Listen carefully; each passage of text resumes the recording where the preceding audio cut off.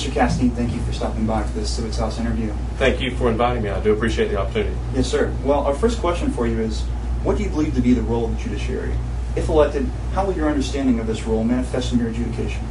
Well, the role of judiciary, particularly the Court of Appeals for which I'm running, is an error-correcting court. The trial court tries the matters, makes findings of fact and conclusions of law based upon the judge's knowledge and understanding. And when there's an allegation, there's an error of law, then it comes up to the Court of Appeals for review. Fundamental policy decisions are left to the legislature and the Supreme Court. The Court of Appeals is bound by the laws as determined by the legislature and bound by prior case law that's determined by the Supreme Court. The Court of Appeals is not a place where laws are made unless it's a completely novel issue or a case of first impression. For the most part, we're applying the laws that are already in place. I see. Thank you. That brings us to our second question. What do you feel the recent SBI issue will have on the efficacy of our judicial system? Should this cause North Carolinians to reconsider their opinion on the death penalty? Well, the biggest thing that any judiciary or any court system offers is confidence in that system. It's always going to be imperfect. There's always going to be guilty people who go free. There's going to be innocent people who unfortunately are convicted of crimes. There are going to be just causes that don't have a remedy in the court system. We can't alleviate all of that in equity. But the people must have confidence in the system. They must feel as though they can get their day in court, that they can get a fair and impartial hearing from the judiciary and from the court system. Where something happens that there's a fundamental problem with the system, where the system becomes inequitable, where there's a showing that the system for a fundamental reason is not working, that causes a problem because people no longer have faith in the judiciary and the decisions that it makes.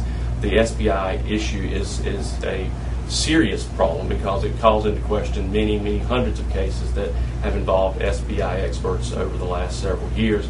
As for the question regarding the capital punishment, the capital punishment cases are referred to the Supreme Court as a matter of right, or not really heard by the Court of Appeals, and those policy decisions will ultimately come down to probably a cost-benefit analysis as to whether or not we want to continue to spend the millions of dollars that are necessary to bring capital cases to trial.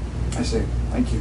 And a third question, what are your thoughts on judicial offices being made nonpartisan and about publicly financing the public court races?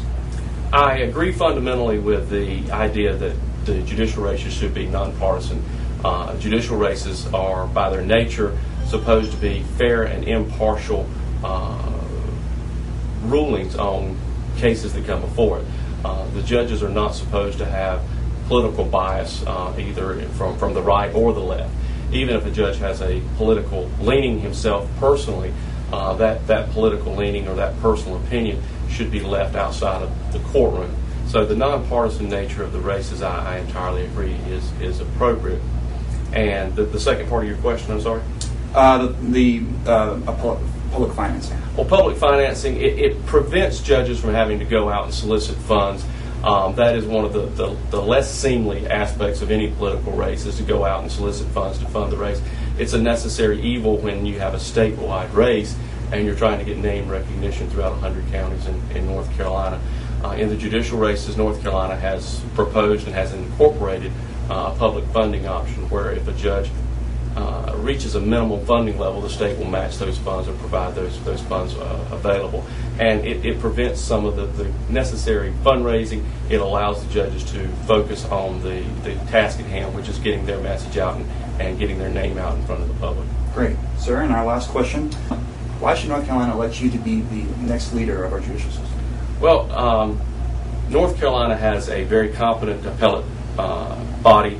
The judges that are there, the 15 of the Court of Appeals and the judges of the Supreme Court, do a very fine job. The Court of Appeals is a workhorse of a court. The judges hear hundreds and thousands of cases during their 8-year term. What I bring to the court, which is not readily available at this time, is in addition to being an attorney, I am also a CPA, and I bring that skill set to the court. That's a skill set that's recognized because North Carolina now has 3 sitting business courts throughout the major metropolitan areas of Charlotte, the Triad, and the Triangle. And that skill set is necessary in order to fairly and adequately apply the complex cases that come before the court, not only in the business area, but in the areas of taxation and criminal. And I believe I bring a new perspective to the court, and I would like to be able to bring that to the people of North Carolina, and I would like to have the vote of the people of North Carolina on November 2nd. Mr. Casteen, thank you so much. Thank you very much.